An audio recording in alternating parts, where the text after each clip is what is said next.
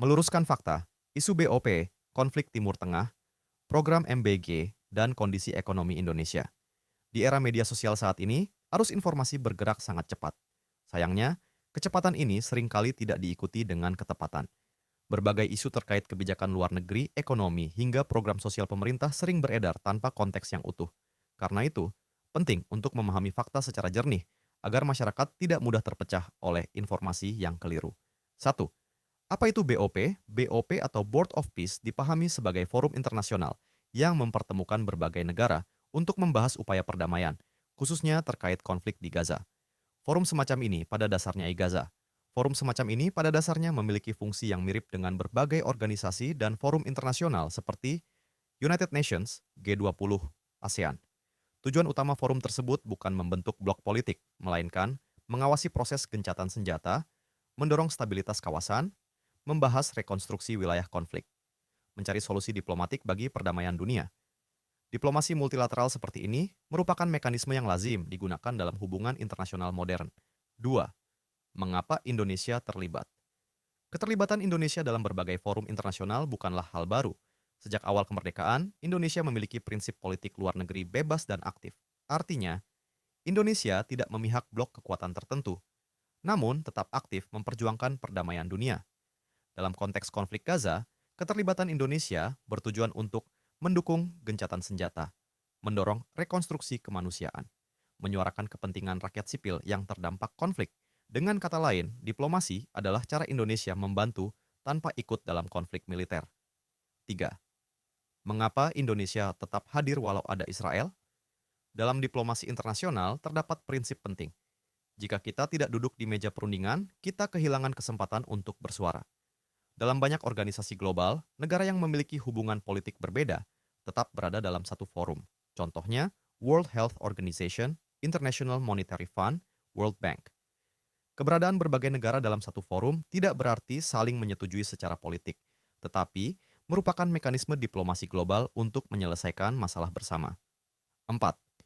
Isu donasi 17 triliun rupiah beredar informasi bahwa Indonesia memberikan komitmen dana hingga 17 triliun rupiah dalam forum tersebut.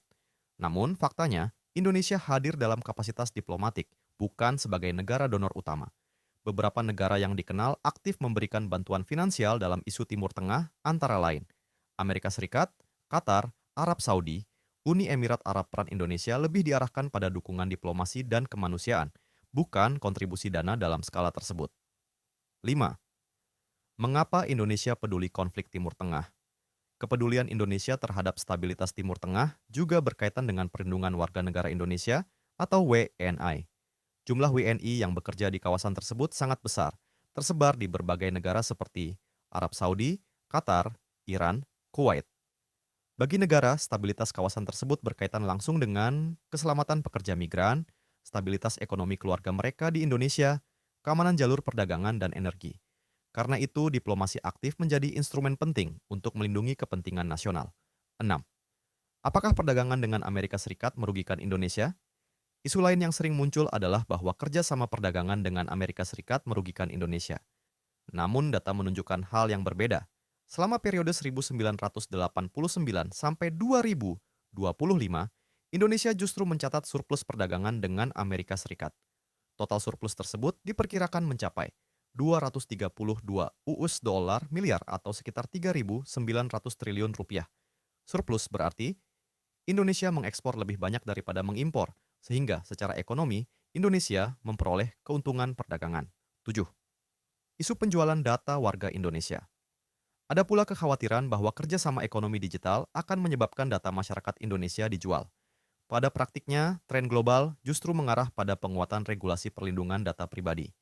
Platform digital besar seperti Instagram, WhatsApp, Google harus menyesuaikan diri dengan regulasi perlindungan data yang berlaku di masing-masing negara, termasuk Indonesia. Artinya, kerangka hukum yang jelas justru meningkatkan perlindungan data masyarakat. 8. Mengapa ada program makan bergizi gratis atau MBGE? Program makan bergizi gratis atau MBG lahir dari kenyataan sosial bahwa masih banyak anak Indonesia yang berangkat sekolah tanpa asupan gizi yang cukup. Tujuan utama program ini adalah memastikan anak tidak belajar dalam kondisi lapar, meningkatkan kualitas gizi, membantu konsentrasi belajar. Program serupa sebenarnya sudah diterapkan di lebih dari 100 negara sebagai bagian dari strategi peningkatan kualitas sumber daya manusia. 9. Ketahanan energi Indonesia. Dalam situasi dunia yang dipenuhi konflik geopolitik, ketahanan energi menjadi isu strategis. Indonesia mengambil berbagai langkah untuk memperkuat kemandirian energi, antara lain, peningkatan kapasitas kilang oleh Pertamina di Balikpapan, pengembangan biofuel, diversifikasi sumber impor energi. Langkah tersebut bertujuan agar Indonesia lebih tahan menghadapi gejolak energi global. 10. Penguatan ketahanan pangan. Selain energi, Indonesia juga memperkuat sektor pangan nasional. Beberapa komoditas yang relatif stabil dalam produksi domestik antara lain beras, jagung, telur ayam, ikan, daging ayam, cadangan beras nasional yang dikelola oleh Perum Bulog, bahkan sempat mencapai tingkat tertinggi dalam beberapa tahun terakhir. Hal ini menjadi bagian dari strategi menjaga stabilitas harga dan ketersediaan pangan nasional. Catatan penting, bijak menyikapi informasi. Era media sosial memberikan kebebasan bagi siapapun untuk menyampaikan informasi. Namun, kebebasan tersebut juga membawa risiko penyebaran hoaks yang cepat. Karena itu, masyarakat perlu memeriksa kebenaran informasi, tidak mudah terpancing emosi, tidak ikut menyebarkan informasi yang belum diverifikasi. Bangsa yang kuat bukan hanya yang memiliki sumber daya besar, tetapi juga rakyat yang cerdas, kritis, dan tidak mudah diadu domba. Menjaga persatuan bangsa dimulai dari menjaga kebenaran informasi. Salam edukasi, sahabat Denslaw Farm.